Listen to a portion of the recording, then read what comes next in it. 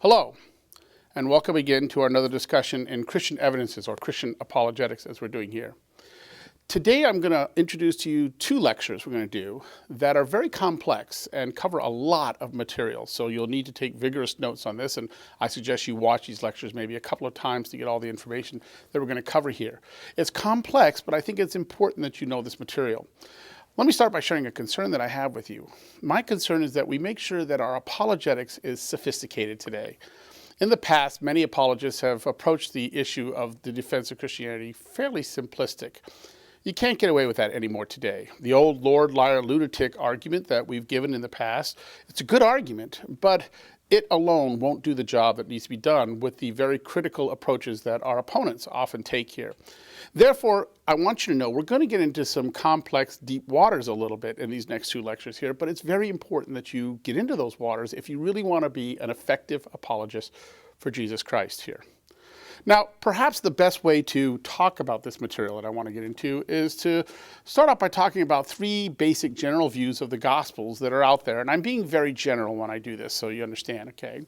On the one hand, when it comes to the Gospels as far as history, is what we might call the Orthodox view. This is the view that the Gospels give an accurate historical portrayal of Jesus Christ, what he actually did, what he actually said at the time that he lived there. And that's kind of an Orthodox view that's been around ever since pretty much the Gospels have been written. The opposite side of that, the other hand of that, would be a view of the Gospels that sees them as entirely fictitious, that none of that stuff really happened at all. Maybe there wasn't even a Jesus who even existed, or if there was, he certainly didn't do any of that stuff the Gospels tell us about. And that's the other extreme.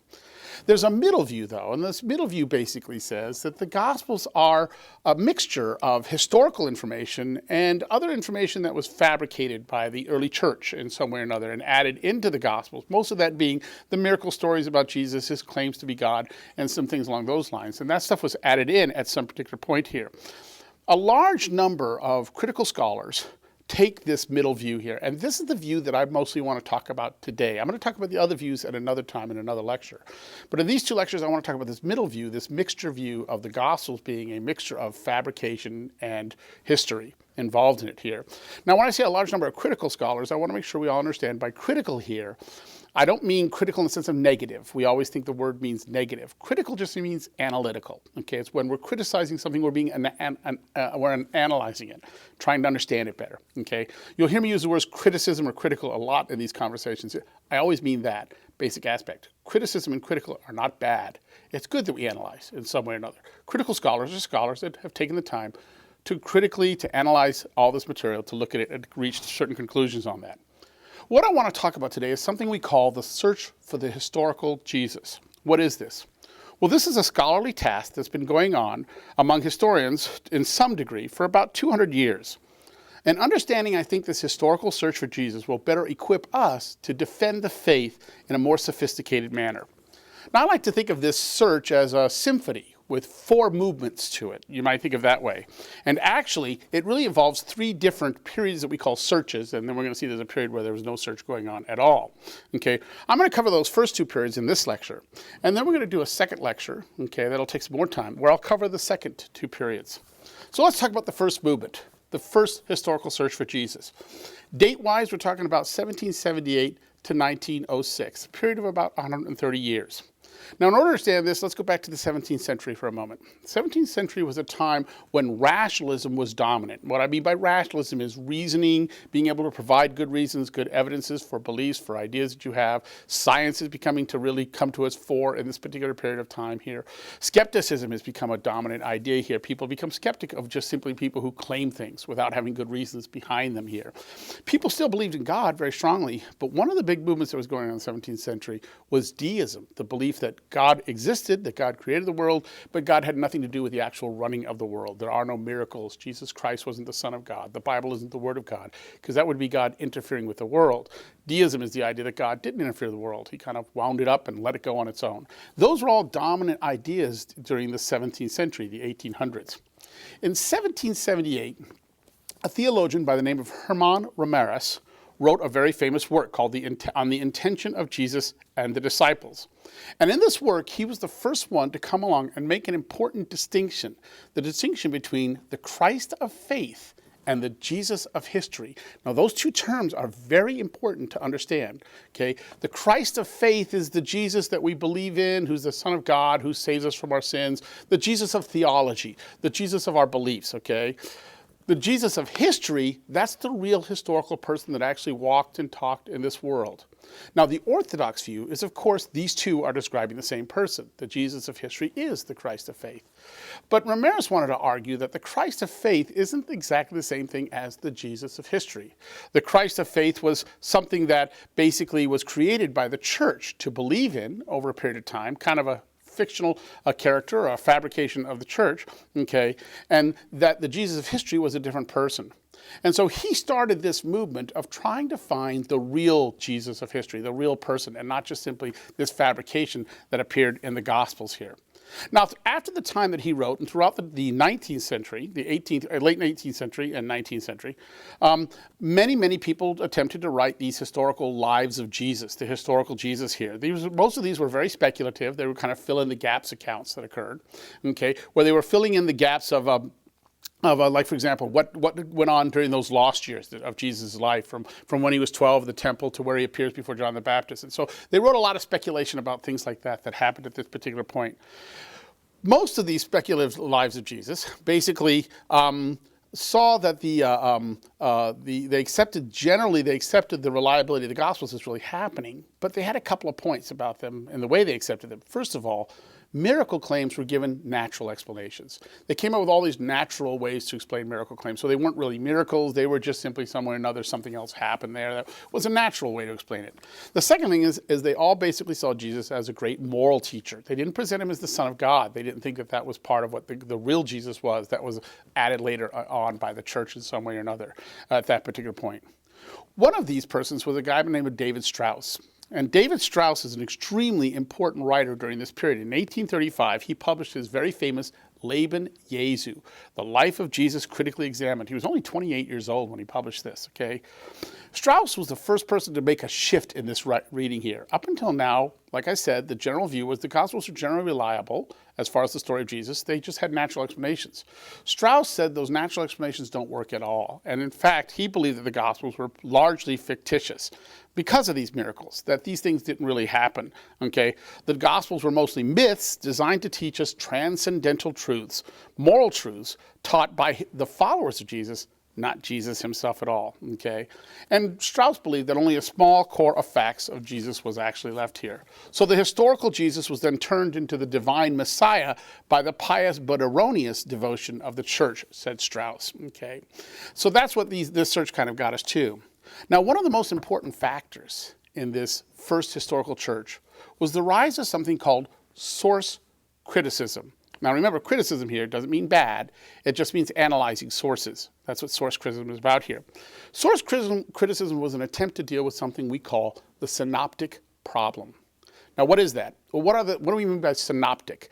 Synoptic is a description of three of the Gospels, Matthew, Mark, and Luke. We call those the synoptic Gospels. We set them apart from the Gospel of John. The reason being is those Gospels have a lot in common. They look like they all are basically telling kind of some of the same story. John is very, very different. It may surprise you to find out that 80% of John is stuff that we don't find in Matthew, Mark, and Luke. But a lot of the stuff in Matthew, Mark, and Luke is very, very similar. And a matter of fact, it's so similar, it produces a problem. If I was to ask any person to write for me, for example, get three people to write their account of a specific event, let's say, for example, the explosion of the shuttle, the Challenger of a number of years ago, and they each wrote their account of that. Well, I'm going to get them, they're going to tell me the same basic story, but they're going to use their own words, their own vocabulary, their own style, okay? There'll be lots of differences between their account. The same general idea will be there, but there's a lot of differences there. But if I read their three accounts and I see they're using the exact same vocabulary, the exact same sentences, the exact same style and word structure, well, I'm going to sit there and think, well, these three guys didn't write independent. They, in some way or another, got their material from another source, okay, and they borrowed this other source there. Well, when we look at the Synoptic Gospels, that's in fact what we find. We find that Matthew, Mark, and Luke have a lot of information that's very, very similar. I mean, we're talking the same sentences are similar there, okay? How did that particularly happen? It's hard to believe that independently they would write about the same event and come up with the exact same words here, okay? So a number of theories have been developed to try to solve this problem. The most popular theory is what we call the two-document theory. The two-document theory basically say that Matthew and Luke got most of their information from two earlier documents. One of these we have, the other one we don't have. The one we have is the Gospel of Mark. This view basically sees that Mark was the first and earliest gospel written. We call that Markan priority, that it was written before Matthew and Luke. And Matthew and Luke, when they were writing their gospels, had Mark's gospel in front of them, and a lot of the material from Mark they put into their gospels. Nothing wrong with that. That's just simply a source that they use to get their information from, okay? However, Mark's gospel gives us a lot of the framework, gives us a lot of the structures of the stories and such like that. But Matthew and Luke also have material that they have in common that didn't come from Mark, okay? And it's mostly the material, the teachings and the sayings of Jesus. Where did that come from? Well, in 1890, a theory was developed which basically said it came from another source, a source we do not have, okay? Well, what is this other source? Well, the Germans who were doing all this work called it simply source, the German word Quelle, which begins with a Q. Today, it's simply called Q. And so the two-document theory basically says that Mark and Q were early documents, and they were the sources for much of the material in Matthew and Luke. Now, by the way, Matthew has material that he has of his own, and Luke has material that he has of his own as well. Okay, this idea, this two-document theory idea, is very, very important in understanding how the Gospels were put together. And it's very, very popular today. It's probably the most popular amongst all scholars, conservative, liberal, or whatever, the idea that there are these two documents out there, okay? Well, a number of other writers wrote History of Jesus after Strauss, okay, presenting a very liberal view of Jesus, stripped of his miracles and his divine claims, and it simply made Jesus more acceptable to enlightened minds. Basically, he became a moral reformer, revealing the fatherhood of God and the universal brotherhood of man. The first search comes to an abrupt end with the publication of Albert Schweitzer's The Quest for the Historical Jesus in 1906. Schweitzer rejected Strauss and his followers. Jesus is not a moral reformer, he says. That's not the presentation we have at all, okay? Who was Jesus? Well, according to Strauss, he was a misguided, apocalyptic, end-times preacher, proclaiming the end of the world. Historically, says Strauss, he's unknowable. We can never get back to the real Jesus, and we don't even really need to, says Strauss. The historical person isn't that important. Okay, the important person is the Christ of faith, the one that we believe in, who, remember, is not the same thing as the historical Jesus from this view at all. Well, with Schweitzer's writing at this particular point, we see the end of our first movement and we enter the second movement. The second movement is the period of what we call no search. Okay, it goes from 1906 to 1953, a period of about 50 years here. Now, this is not really a period of no quest at all. There's just simply very little being done, especially amongst the scholars in Europe concerning the idea here. There was little optimism for finding a historical Jesus at all. Many became critical of historians who were finding a Jesus really in their own image rather than the real history of Jesus, the real Jesus that was out there. And after Schweitzer, there was just very little left of any historical Jesus to know at all. At this particular time, theology takes center stage and history goes to the back burner. We're not interested in history anymore, not nearly as much as we are in theology here. And theology is about the Christ of faith, not the Jesus of history here. This theology was dominated in the beginning by Karl Barth, the great theological giant of Germany here, who developed the theological view called neo-orthodoxy. I'm not going to get into that in this. That's not the point of this particular lecture. You can read about neo-orthodoxy in other sources here. However, one question that did come about at this particular time is how did the Christ of faith, okay, the Jesus of the Gospels, rise out of the Jesus of history? How did that happen? How did the church develop the Jesus that we have in the Gospels if that's not who the real person was? Well, the major theory that was developed at this time to explain that was a theory called form criticism. Now, we talked about source criticism. That has to do with the literary sources, pre-literary sources, pre-Gospels, okay, the literary, the ones that were written down. Form criticism has to do with the oral stories, the stories that were passed around about Jesus between the time of Jesus' death and the time that the earliest sources began to be written down.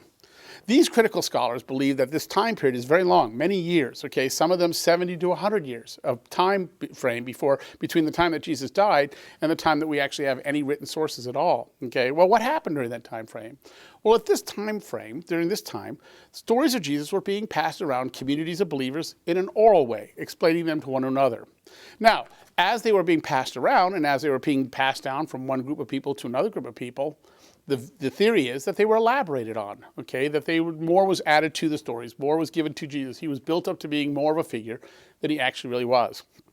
The common idea that this approaches is that these different oral stories actually have different forms. You have miracle stories, you have healing stories, you have little what we call apothegms, which are just little sayings and such of Jesus. Each of these takes upon a different form, and we analyze the stories according to their form. That's why we call it form criticism. Okay. But the key idea behind this is as they were passed down, the oral stories were distorted in some way or another, elaborated on. Fabrications were added onto Jesus that were never really part of the historical Jesus at all. Okay, and as they were fabricated on and such like that, eventually these are the stories that got put into the literary sources and they got eventually put into the gospel accounts here. That's the idea of form criticism. And form criticism is a key, very key, important part of understanding how the view of Jesus has changed to what it is today. Okay, this idea of the oral tradition, the inaccurate, distorted oral tradition during the time of the church. And many scholars, critical scholars, try to analyze this oral tradition based upon the particular communities that we know that were out there, or that they speculate were there out there. And by the way, there's a lot of speculation that goes on in this idea of form criticism here, okay? Well, the idea of form criticism was the brainchild of the theologian Rudolf Bultmann, who was the really major theologian towards the end of this Noah search for Jesus period in time here. Bultmann believed that all we can really know of the historical Jesus is that he lived and that he was crucified, and that's it. We can't know anything more at all about him. He believed that the quest for the historical Jesus was methodologically impossible and theologically illegitimate. Instead, he says what we need to do is we need to go into the Gospels and we need to take them apart. And he called that demythologizing them. Take away all the parts of them that are not the fabrications and get down to the kernel or the message, the real message behind the Gospels. For Bultmann, what is that message? Well, he says authentic living through radical decision-making was really what Christ was all about here. And that's what he was really trying to teach. That was the message. Notice nothing here about the Son of God, nothing here about salvation, nothing like that. All of that stuff, says Bultmann, was added years later by the church through this oral tradition that grew out of it and then the literary sources and such. That wasn't part of the real Gospels. Okay, and that's where Bultmann wanted to take us to do. Now, I cannot overemphasize the influence of Bultmann on modern theology and on this search for the historical Jesus. He really emphasized, especially the next search we're going to get into. I'm going to hold off, though, in going into that search until our next talk here, and I'll get into the third search, our third movement, our second search, but our third movement of the search for the historical Jesus in our next lecture.